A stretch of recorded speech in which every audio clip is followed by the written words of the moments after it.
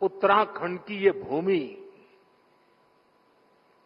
हमारी ये देवभूमि, चार धाम और अनंत तीर्थों का आशीर्वाद। मैं काशी में कहा भी था, मुझे मां गंगा ने बुलाया। दशक उत्तराखंड का दशक होगा। देख रहा हूं बाबा केदार के आशीर्वाद से प्रधानमंत्री श्री नरेंद्र मोदी जी का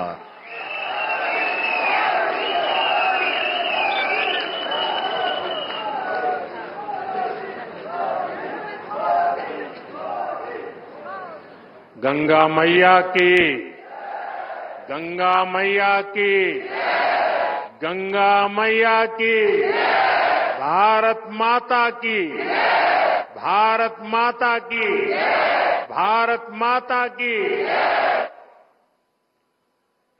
उत्तराखंड का म्यारा प्यारा भाई बहनों, आप सभी तय मेरी सेवा सौली नमस्कार।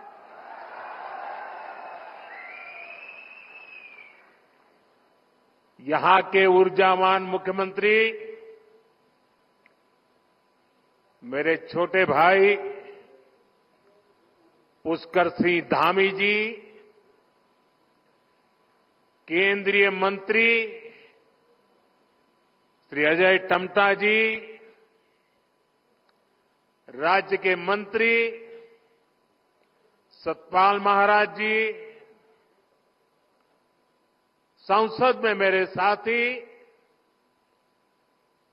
और भारतीय जनता पार्टी के प्रदेश अध्यक्ष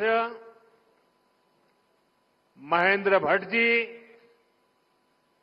संसद में मेरे साथी माला राज्य लक्ष्मी जी, विधायक सुरेश चौहान जी, सभी गणमान्य लोग, भाइयों और बहनों, सबसे पहले मैं माणा गांव में कुछ दिन पहले जो हादसा हुआ है उस पर अपना दुख व्यक्त करता हूं। मैं हादसे में जान गंवाने वाले साथियों के परिवारों के प्रति अपनी संवेदना प्रकट करता हूं। संकट की घड़ी में देश के लोगों ने जो एकजुटता दिखाई है उससे पीड़ित परिवारों को बहुत हौसला मिला है। साथियों, उत्तराखंड की ये भूमि हमारी ये देवभूमि आध्यात्मिक ऊर्जा से ओतप्रोत है। चार धाम और अनंत तीर्थों का आशीर्वाद, जीवनदायिनी मां गंगा का ये शीतकालीन गद्दी स्थल आज एक बार फिर यहां आकर आप सब अपने परिवारजनों से मिलकर मैं धन्य हो गया हूं।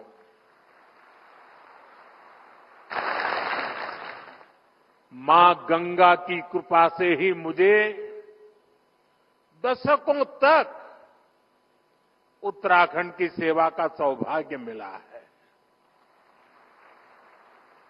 मैं मानता हूं उन्हीं के आशीर्वाद से मैं काशी तक पहुंचा और अब सांसद के रूप में काशी की सेवा कर रहा हूं।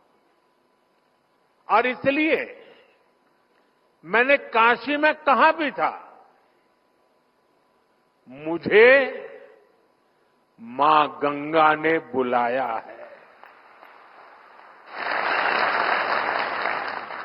और कुछ महीने पहले मुझे ये भी अनुभूति हुई कि जैसे मां गंगा ने मुझे अब गोद ले लिया है, ये मां गंगा की ही दुलार है। अपने इस बच्चे के प्रति उनका स्नेह है कि आज मैं उनके मायके मुखवा गांव आया हूं।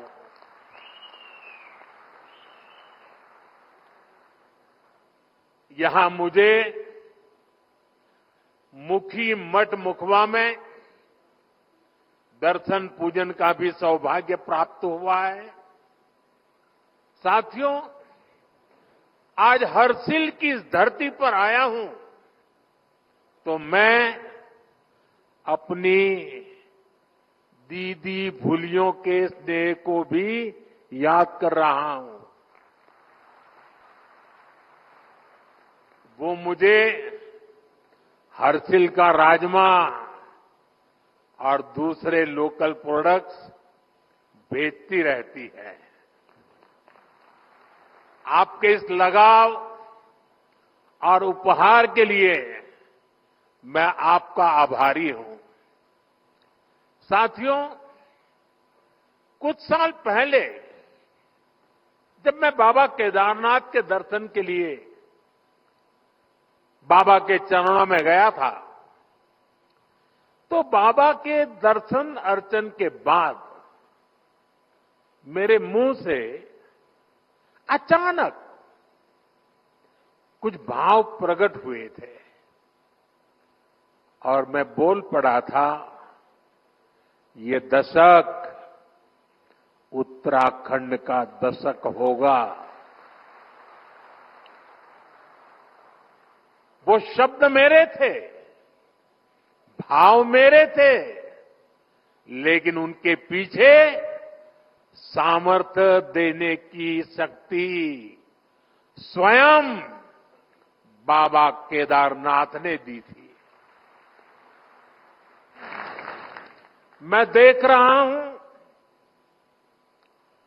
बाबा केदार के आशीर्वाद से धीरे धीरे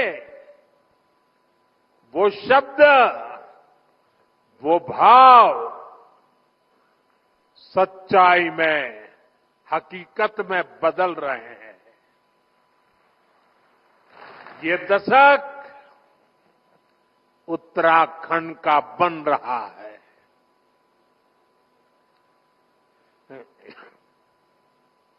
यहां उत्तराखंड की प्रगति के लिए नए नए रास्ते खुल रहे हैं। जिन आकांक्षाओं को लेकर उत्तराखंड का जन्म हुआ था, उत्तराखंड के विकास के लिए जो संकल्प हमने लिए थे, नीत नई सफलताओं और नए लक्ष्यों की ओर बढ़ते हुए वो संकल्प आज पूरे हो रहे हैं। इसी दिशा में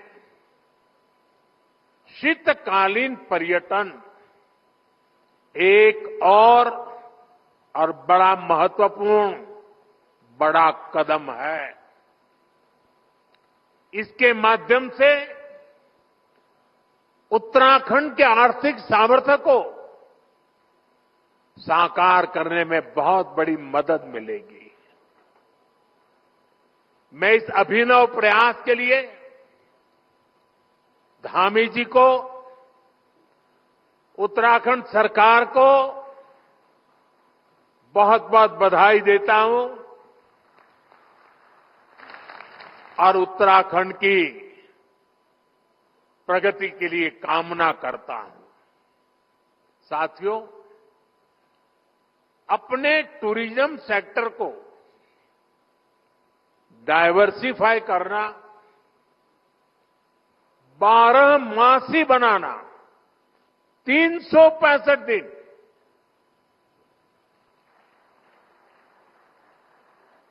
ये उत्तराखंड के लिए बहुत जरूरी है। मैं चाहता हूं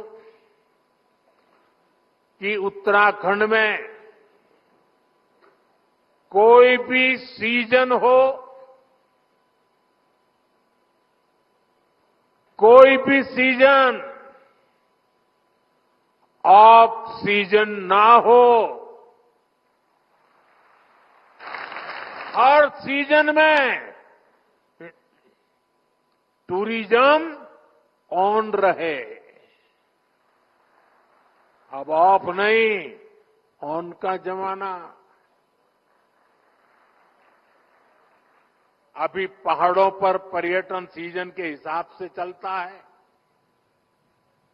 आप सब जानते हैं, मार्च, अप्रैल, मई, जून के महीने में बड़ी संख्या में पर्यटक आते हैं। लेकिन इसके बाद उनकी गिनती बहुत कम हो जाती है। सर्दियों में अधिकतर होटल्स, रिसोर्ट्स और होम स्टे खाली पड़े रहते हैं। ये असंतुलन उत्तराखंड में साल के एक बड़े हिस्से में आर्थिक सुस्ती ला देता है। इससे पर्यावरण के लिए भी चुनौती पैदा होती है। साथियों, सच्चाई ये है कि अगर देश विदेश के लोग सर्दियों के मौसम में यहां आए तो उन्हें सच्चे अर्थ में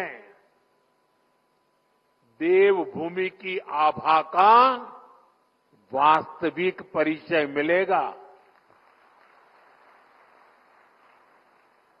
विंटर टूरिज्म में यहां लोगों को ट्रैकिंग, स्कीइंग जैसी एक्टिविटीज का रोमांच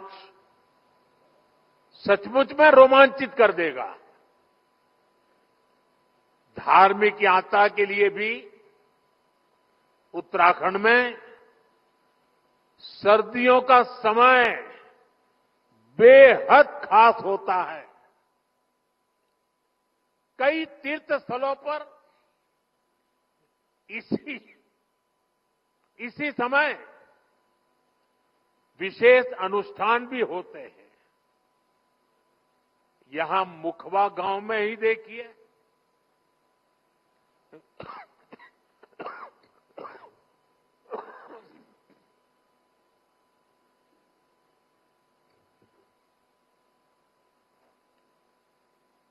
यहां जो धार्मिक अनुष्ठान किया जाता है वो हमारी प्राचीन और अद्भुत परंपरा का हिस्सा है। इसलिए उत्तराखंड सरकार का 12 मासी पर्यटन का विजन, 365 दिन के पर्यटन का विजन लोगों को दिव्य अनुभूतियों से जुड़ने का अवसर देगा।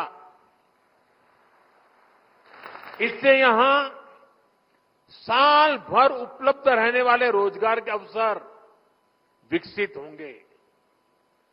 इसका बड़ा फायदा उत्तराखंड के स्थानीय लोगों को होगा, यहां के युवाओं को होगा। साथियों, उत्तराखंड को विकसित राज्य बनाने के लिए हमारी डबल इंजन सरकार मिलकर काम कर रही है। 4 धाम ऑल वेदर रोड, आधुनिक एक्सप्रेस वे, राज्य में रेलवे, विमान और हेलीकॉप्टर सेवाओं का विस्तार 10 वर्षों में उत्तराखंड में तेजी से विकास हुआ है।